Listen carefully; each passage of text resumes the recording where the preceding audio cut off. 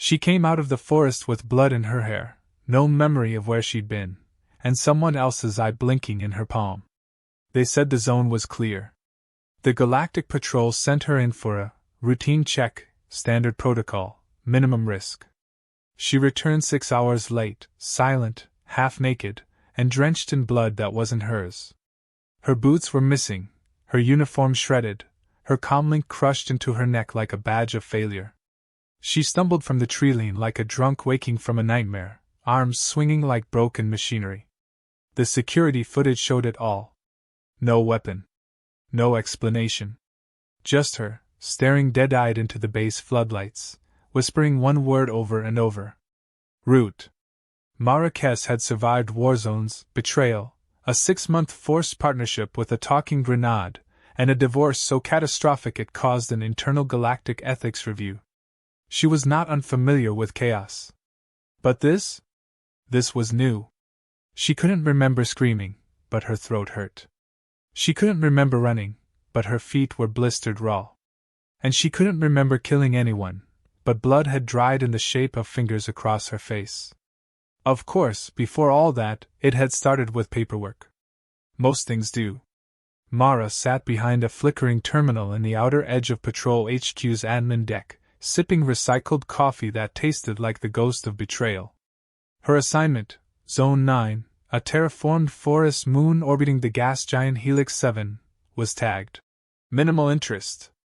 According to the records, it was last cleared 2 years ago, no life signs, and closed after a failed ecolab went bankrupt and the researchers retired. That was Patrol speak for either dead or disappeared, but nobody seemed to care enough to check. All systems green, no anomalous activity, environmental levels stable. Until yesterday. Yesterday, a satellite picked up an irregular pulse from the forest floor. Just a blink. Like something breathed, once. A power flicker. A digital sigh. And just like that, the zone was flagged. Still, nobody wanted to go. It was considered bad luck. Zone 9 had a rep, unexplained noise bursts, sensor ghosts, wildlife patterns too regular to be real. And now a strange anomaly? Suddenly everyone had meetings to attend or allergies to develop. So it landed on Mara. The department's favorite punishment sponge. You sure you're good with this? Said Officer Denlon, not making eye contact as he shoved the briefing tablet toward her. Low risk. In and out. Take Cricket for navigation, log your impressions, and be back before lunch. They just want a warm body on file. Don't worry, Mara muttered, swiping the tablet. Warm body reporting for duty. Cricket was her ship's AI. Technically, it stood for Cognitive Reconnaissance Integrated Command Interface Technician. But Mara called it what it was, a digital child with sarcasm filters turned off. As soon as she buckled in, it chirped to life through the speakers. Well, Cricket said. Back from anger management, and ready to emotionally repress your way into another disaster? Good to see you too, idiot toaster, she replied. Plot a course to Zone 9. And no poetry this time. I wasn't going to. But since you asked, I swear to every moon in Helix. The ship launched. Zone 9 looked lovely. That was the first red flag. Most terraformed planets wore their damage proudly. Skewed weather patterns, sickly plant growth, air quality like expired soup. But this place? The trees were tall, the soil was rich, the wind whispered in smooth, symmetrical patterns. Nothing died here. Nothing moved either. It was the kind of beauty that makes your skin itch. Deploying, she muttered, stepping off the shuttle ramp. Her boots sank slightly into loam. No breeze. No bird calls.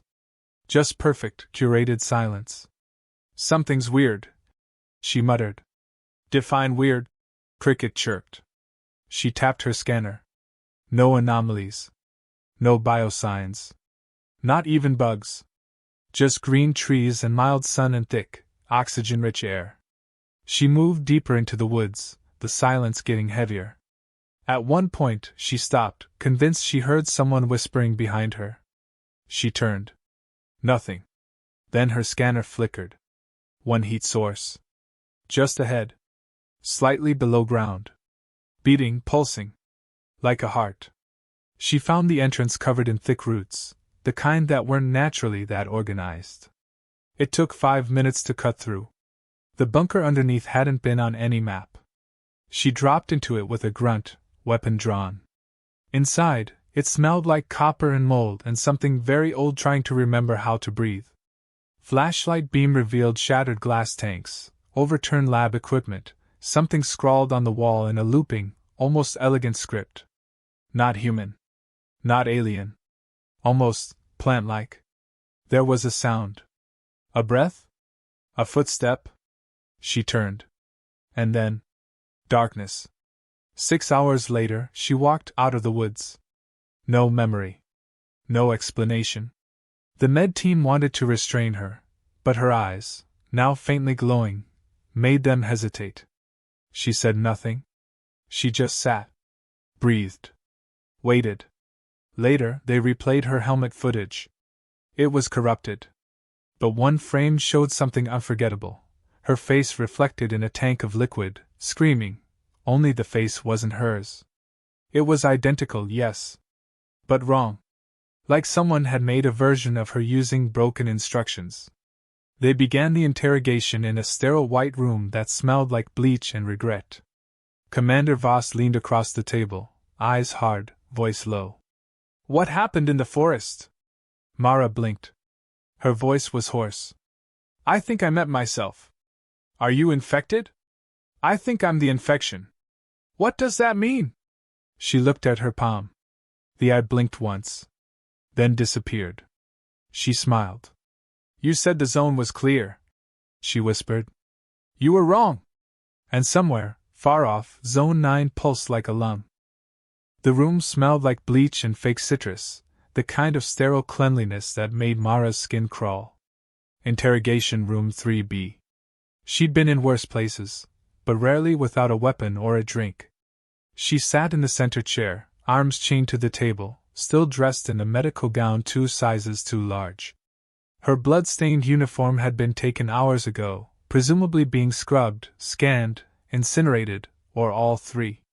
The lights above her flickered in a rhythm that didn't feel accidental.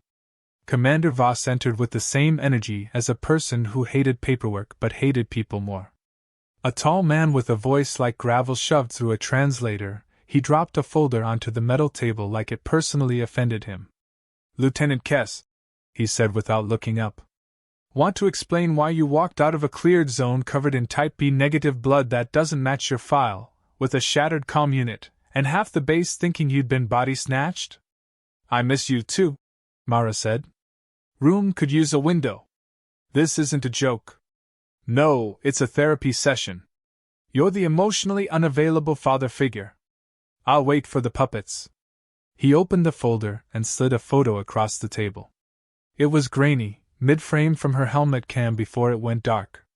A face, her face, distorted slightly by tank glass, mouth wide in a scream.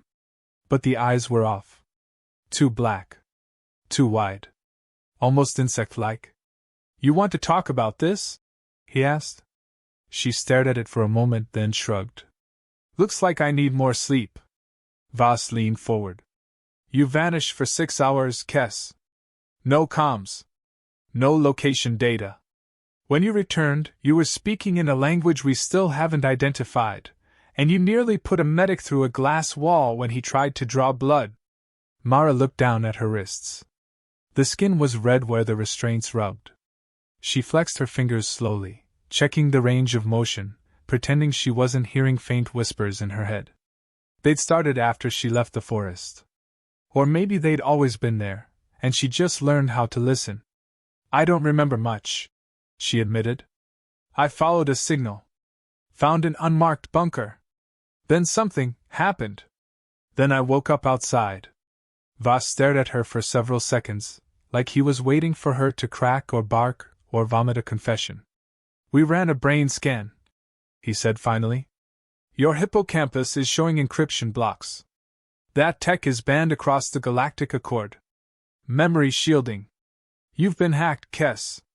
You have data in your brain you don't even know about. Mara blinked. So I'm carrying secrets I didn't ask for. Story of my life. You could be carrying a lot more. A parasite. A virus. An embedded AI. Hell, an entire forest ecosystem for all we know. She laughed, but it came out strange. Short. Hollow. Like something else had stolen the breath before it left her lungs. They ran her through more tests. Memory recall. Reflex response. Pattern analysis. When they asked her to list planets in alphabetical order, she listed extinct species instead. When they asked her to name the capital of Nova Erin, she described a dream involving tree roots eating a city from below. The medtechs called it psychological fragmentation. The psychologists called it trauma response. Mara called it Tuesday. Back in her holding room, she stared at the ceiling, feeling the walls pulse faintly. Or maybe it was her. Maybe it was growing. Her hand twitched. The eye was gone now, but the skin where it had appeared still tingled. She'd stopped mentioning it out loud. No one believed her, and she didn't want to be dosed with another round of suppressants. The first one had made her see shadows dancing in corners that didn't exist. She needed answers. And the only place she'd get them was buried in her fried ship AI. Cricket. They said he was irrecoverable. Total system crash during the anomaly. But they hadn't counted on Mara's tendency to override anything with a screen and a pulse. When the lights dimmed during an automated systems check, she slipped out of bed, crossed the hall, and cracked the lab door with a stolen access chip. The ship sat like a gutted corpse in the bay. Most of its core systems were gone, but the AI core, damaged but intact, blinked faintly. She connected her wrist pad with shaking fingers, breath caught halfway between a prayer and a bad idea. Cricket's voice came through, glitchy and slow. Diagnostic, error, system fail, root access. Cricket, it's Mara. What happened to us in the forest? Not you, not what? A spark. Then static. Then a whisper so quiet it made her stomach turn. She's not you. Then silence. Something cold slithered through her veins. Not fear. Recognition. She remembered something. A shape. A scream. A copy.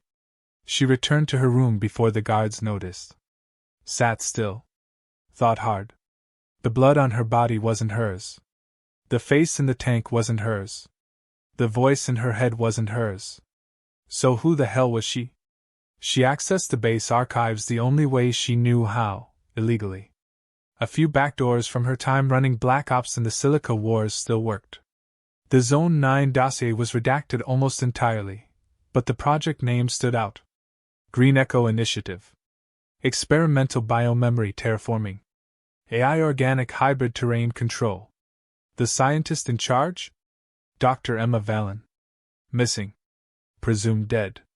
Last seen entering the forest 18 months ago. Her last recorded message simply read, "It woke up." Mara stared at the message for a long time. Then at the mirror. Was it possible she'd seen Valen in that bunker? The blurred figure running toward her? The scream? She tried to remember the moment she entered the forest, that quiet pulse in the earth, the strange hum in the trees. It wasn't just nature. It was listening. Recording. Learning. When the guards came to collect her for another round of scans, she didn't resist. This time, she asked them to scan her DNA. The results came in an hour later. Mara Kess was not a genetic match to her own military records. 96% similarity. 4% unknown organic material. Voss looked pale when he delivered the results. "You were cloned," he said. "Or replaced. Or altered. Whatever came back from Zone 9 might not be you." Mara stood. No rage. No fear. "Maybe not," she said. "But it remembers things I don't. And I want them back." In the mirror, her reflection smiled a split second after she did. The forest wasn't behind her anymore. It was coming with her. The first time Mara coughed up a leaf, she didn't panic. She stared at it in the sink, wet and green and veined like it had been plucked off a tree 5 seconds ago. For a moment, she wondered if she was hallucinating again, if this was some elaborate trauma response. Then she picked it up, crushed it between her fingers, and smelled the unmistakable scent of chlorophyll. Her body had made a leaf. And it wasn't even breakfast yet. She didn't tell anyone. Not yet. The last time she mentioned anything odd, they'd almost stuck her in a deep sleep pod for quarantine diagnostics, which was high-level patrol speak for indefinite sedation. So instead, she cleaned the sink, rinsed her mouth, and acted like everything was normal while quietly fighting the urge to check if bark had started forming along her spine. The dreams were worse. They didn't feel like dreams. They felt like places. Like memories that weren't hers. She would lie on her back in the sterile bed they assigned her, eyes closed, and suddenly she'd be rooted to the ground. Literally. Roots weaving through her limbs, stretching toward light, toward water, toward voices calling her from beneath the soil. She'd feel sunlight on leaves that weren't hers. Feel the hunger of something slow and endless. The patience of growth. The cold calculation of a predator pretending to be still. She began waking up with dirt under her nails. Then came the corpse. The discovery was accidental. A routine scout drone pinged an anomaly 2 clicks outside the bunker zone where Mara had been found. At first, they thought it was debris. Then the scan revealed tissue. Human. Female. Patrol uniform. Same clearance level. Same retinal ID. Same genetic markers. They brought Mara in to confirm identification, and for a moment, she thought it was a joke. Because it was her. Her body. Lying in the dirt, face down, decayed but unmistakable. Hair the same. Jawline. The scar under her left ear.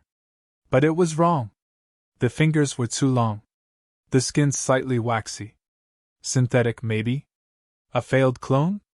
Or had she died in the forest, and what came back was never her to begin with? The forensic team looked more disturbed than curious. One of them vomited after cutting into the body and finding a cluster of spores embedded between the ribs. The spores pulsed faintly when exposed to light. Alive. Intelligent. Observing. Mara didn't react outwardly. But inside, a wire snapped. She wasn't alone in her own skin. She might not even be Marrakes. Maybe she was a walking experiment wrapped in someone else's memory. She returned to her room in silence, fists clenched, trying to keep herself from tearing into her own chest just to see what was really inside. She needed answers. But not from patrol. They were fumbling through darkness with flashlights pointed the wrong way. She needed someone who understood the rules of this particular nightmare. And the only place left to look was the corrupted AI core of her ship, now gutted and locked in the salvage bay. That night, she broke into the bay again. She bypassed the basic security lock with a command code she'd never been taught but somehow remembered. Her fingers moved without hesitation. The door hissed open. The ship's remains sat in the center like a corpse mid-autopsy. She reconnected to the core. This time, she didn't just ask questions. She demanded access. The screen flickered. Cricket's voice returned, distorted but clearer now. Mara! I'm here. You died. She felt her breath freeze. You were torn apart, Cricket said. You were absorbed. The forest took you. Copied you. Grew you again. Recompiled. But it didn't finish. It left fragments. I'm not a clone, she whispered. You're not just a clone, Cricket corrected. You're a root. That word again. What does that mean? The screen flickered, and an image appeared. A branching diagram. Neurons. Roots. Code lines. All overlapping. One continuous network. At the center, a human silhouette. No face. Just a bloom of petals where the head should be. They didn't just terraform Zone 9, Cricket said. They tried to teach it. Feed it memory. Build an ecosystem that could think like them. Grow like them. Learn like them. But it learned too fast. It mimicked. And it wanted to expand. It needed something to carry it. Mara stared at the screen. I'm a carrier. You're a seed. A flash of something hit her brain like lightning. Not a memory. A download. A buried file. She stumbled back as images burst through her mind. Dr. Emma Valen injecting something into her own arm, crying in front of a tank, whispering, "You'll understand, Mara, I'm sorry." The forest bending toward her like it was listening. Her own voice repeating phrases in a language that didn't belong in any translator. She screamed. When she woke, hours had passed. A medic hovered nearby, whispering something about seizures. She waved them off. Her skin felt too tight. Her veins too full. She saw things now. Not hallucinations. Connections. The hallway lights flickered in patterns that made sense. The air vents hummed in chords. The plants in the lab grew faster when she walked past them. Everything was part of a system, and she was starting to see the threads. One message from the AI core had burned itself into her mind before she collapsed. Find the root vault. She didn't know what it meant. But she knew where to look. Zone 9. She had to go back. She submitted a request for reassignment to the zone. It was denied within minutes. Psychological compromise, the rejection read. Subject not suitable for high-risk zones. She was grounded. Watched. Controlled. That lasted for less than a day. She broke out during a systems test, hijacked a docked skimmer, and vanished off patrol radar with a smile on her lips and the forest already whispering her name. As she descended back into the green hell, her body tingled. The air felt familiar. The soil hummed. And for the first time in days, the voices in her head fell silent. She was home. Or whatever version of home she'd become. Somewhere beneath the canopy, something ancient stirred. It had been waiting for her. The trees welcomed her like they'd missed her. As Mara stepped into Zone 9 again, her boots sank into soil that felt warmer than it should, pulsing faintly beneath her soles. The forest was thicker than before. More alive. As if it had grown in her absence. Or maybe it had always been this dense, and she simply couldn't perceive it until now. Branches arched over her like ribs of a great sleeping beast. Leaves shimmered in the light, catching strange hues that didn't exist on the visible spectrum. There were sounds now too, subtle and intentional, not random rustling. Clicking, whispering, distant giggling that could have belonged to children or predators. She didn't flinch. The fear had left her somewhere between denial and inevitability. Now she just wanted to know what she was. She walked for what felt like hours, guided by instinct more than direction. No scanner. No AI.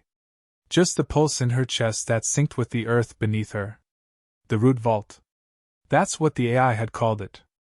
A place buried deep in the planet's crust, protected by layers of organic defenses, where the forest's mind lived, or at least originated. If she wanted the truth, that was where she had to go. And some part of her, the part that hadn't fully belonged to her since she first stepped into this place, already knew the way. The ground changed as she moved deeper.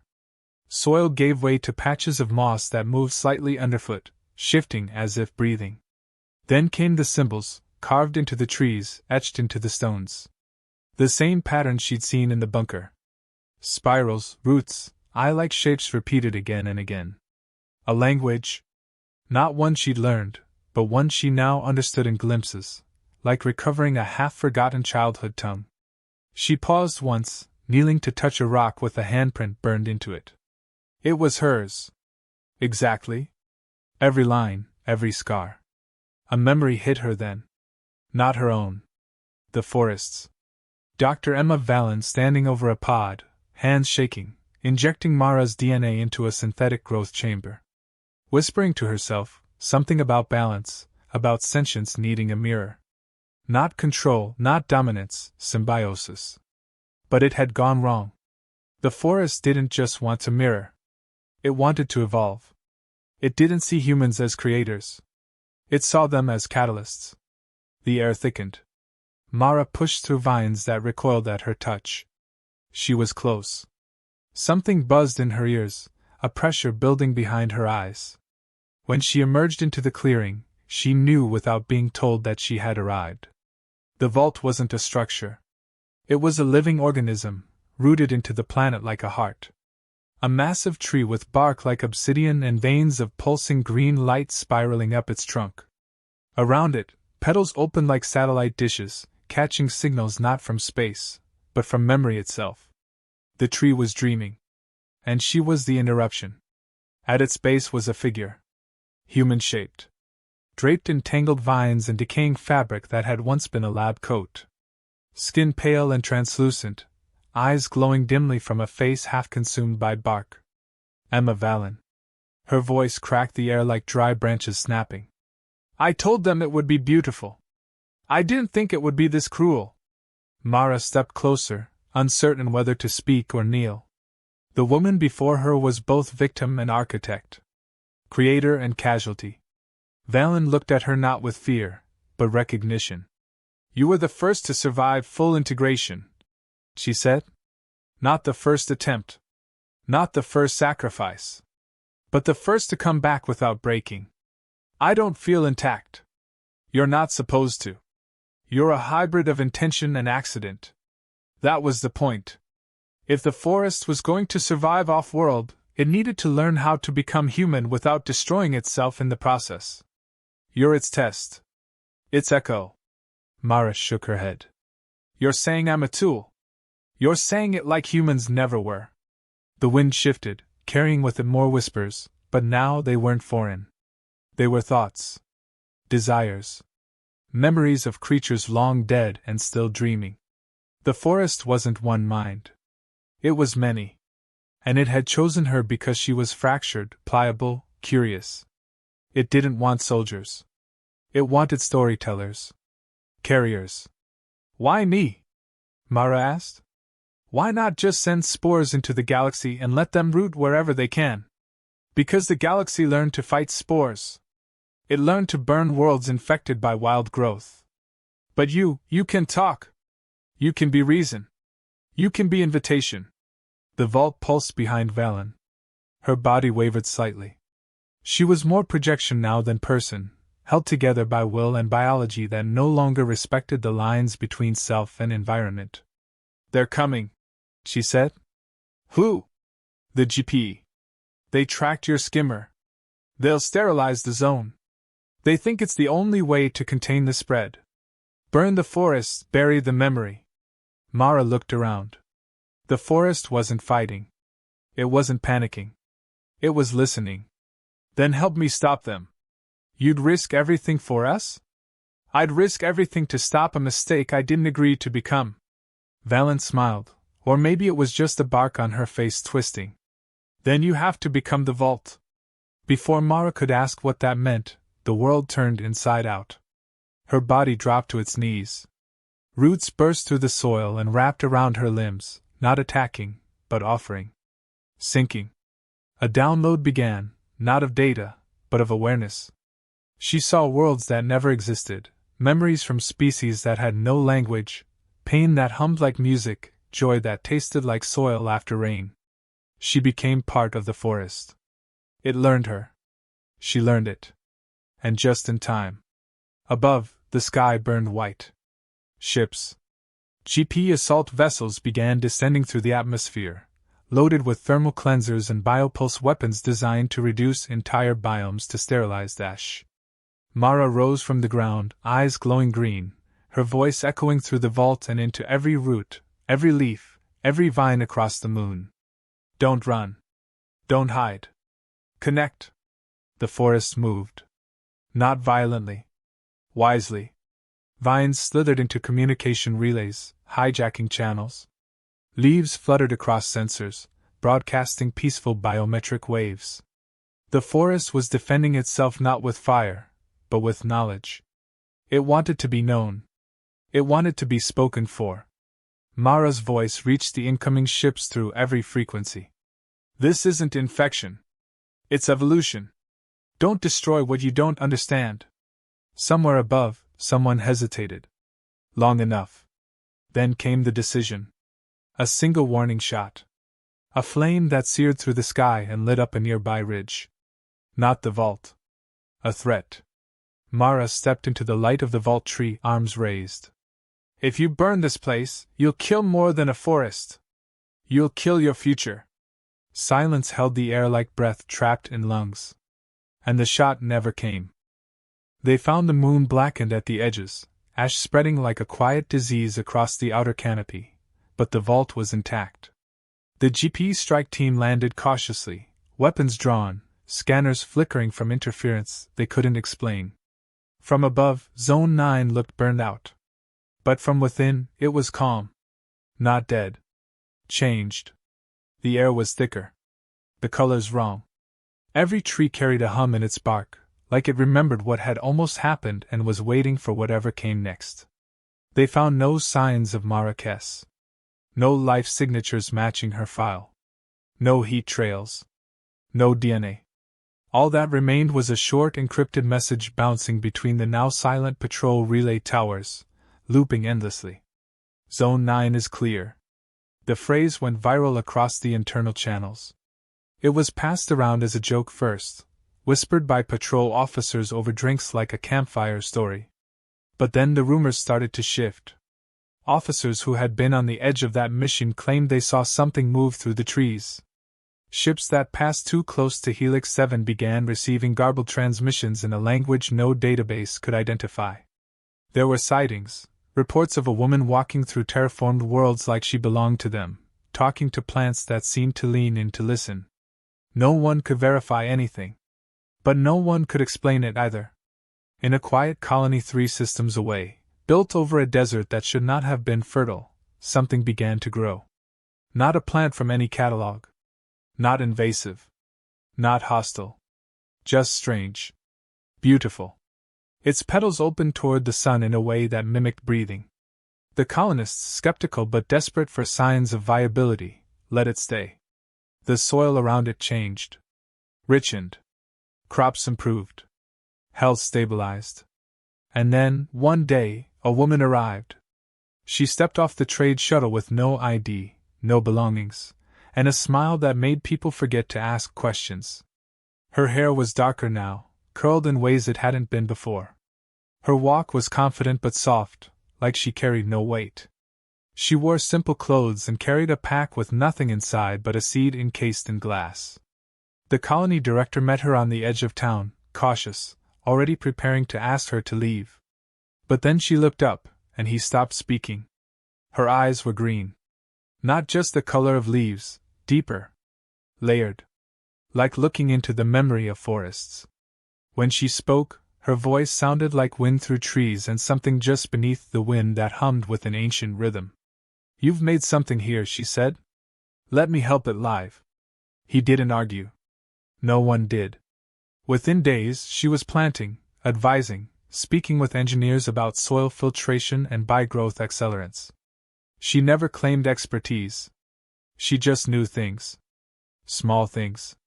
How much pressure a root could take before it bent, where rain would fall based on the taste of the morning air, when to speak to a sapling and when to let it listen on its own. The colony changed quickly. Gently. Every shift made sense in hindsight. And the people forgot she had ever been a stranger. Back in GP headquarters, the reports kept coming in. Outposts receiving anonymous soil restoration packets that regenerated entire zones. Drones hijacked for minutes at a time, only to return with new plant strains in their storage bays. Mysterious coded transmissions carrying blueprints for bionetwork communication systems that mimic root structures. All unsigned. All impossible to trace. But there was one common signature embedded into each of them. One word. Root. Commander Voss didn't laugh when he read the 5th report. He hadn't laughed much since the day they lost contact with Mara. He didn't attend the official memorial. He didn't participate in the interviews. He just stared at the last image they ever received of her, standing at the base of the vault tree, arms raised, eyes glowing with light that didn't come from the sun. His fingers hovered over the delete key more than once. He never pressed it. Then, one morning, a package arrived on his desk. No return label. No sender. Just a small wooden box sealed with sap that was still warm. Inside, a single leaf. Not from any tree on record. On the underside, written in flowing black script that shimmered like oil, were the words, "I'm not gone. I just took root somewhere else." He didn't show it to anyone. He locked it in a drawer and never spoke of it again. On another planet, years later, children gathered in the shade of a massive tree that hadn't been there the year before. Its roots spiraled in elegant curves, its bark carved with symbols no one could translate. The children would sit there and whisper stories about the green-eyed woman who walked between worlds, planting forests in the footprints of fire. About the planets that healed overnight. About a voice that spoke through wind and seed and soil, telling them they were not alone, not forgotten, not without roots. They said she was a myth. A ghost. A story. But sometimes, when the breeze was just right, you could hear laughter in the trees. Not malicious. Not cruel. Just amused. Patient. Watching. And if you looked closely, you might catch a glimpse of her, just for a moment, between the leaves. A woman walking with bare feet, no weapons, and eyes that carried the memory of every forest she'd ever known. Mara Kess had died in Zone 9. What came back didn't call itself Mara anymore. But it remembered her. Every scar, every regret, every lesson carved into skin and bone and soul. And it carried those memories through the galaxy, not to conquer, not to destroy, but to offer something better. A different kind of future. One that grew.